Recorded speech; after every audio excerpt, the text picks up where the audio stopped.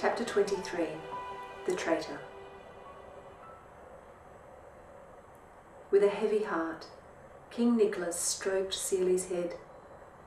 He had just received disturbing news. The people of Bear were planning to rise up against him, and there was something wrong with his wolf. Nicholas wasn't sure if he was imagining it, but it seemed as though Sealy had grown larger. He was slow and tired, and no longer any use as a bodyguard. He needed to be caged or put to death, but Nicholas didn't have the heart to do that. He wondered if Sealy was suffering an illness that had caused his body to swell and his brain to soften.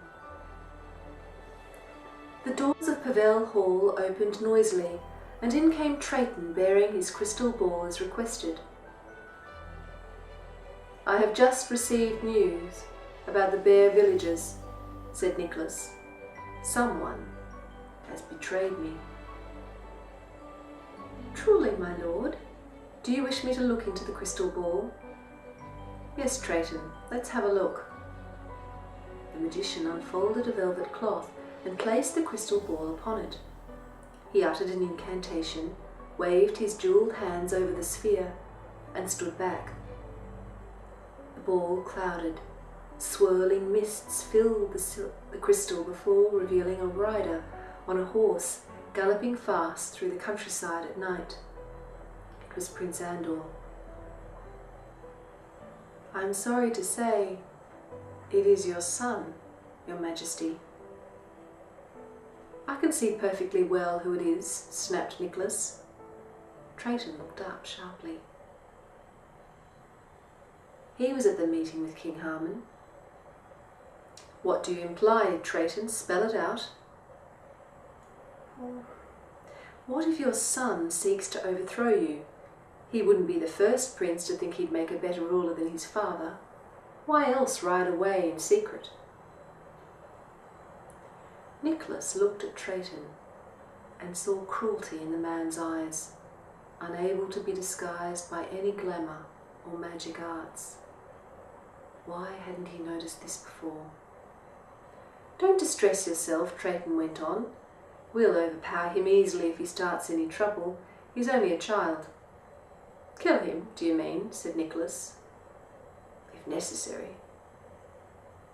In a swift motion, the king drew his sword from its scabbard and thrust it against Traiton's neck.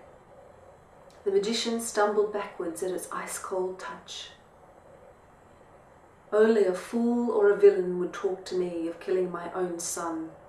Which are you, Traiton? Fool or villain?" "Neither, my king. I'll find proof of Andor's treachery if that's what you need." Nicholas pressed the blade harder against the magician's neck. "Fool and villain both, then. You forgot to ask how I received the news from Bear. My son galloped on his horse over many leagues to warn me. It is not my treachery. It is not his treachery, but yours." The magician clasped his hands together. His glamour was slipping from him, his true face peeking through the veil of prettiness. Nicholas watched in awe. He'd never seen before a face slide off like a mask, revealing an uglier one underneath. Using all his magic, Traiton managed to call back his disguise, but it was too late. Nicholas had recognized him. "It cannot be. Is it yours?" The magician, up against a wall, uttered a strange, low sound. Ooh.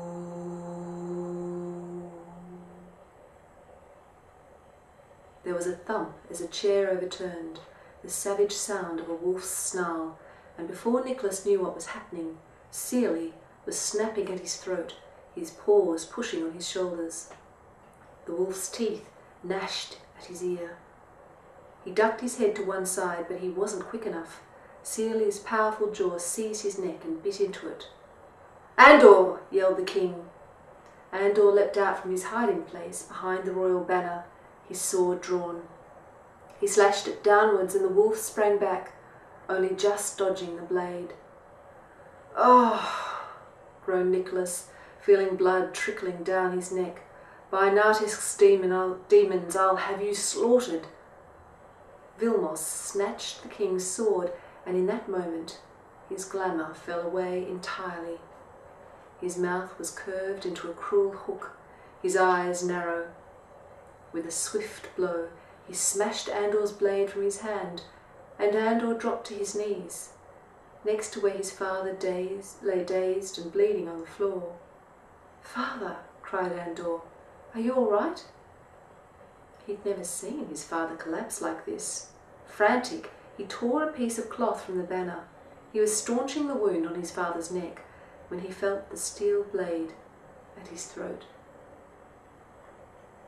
"Get up," said Vilmos, "or I'll get the wolf to finish the job."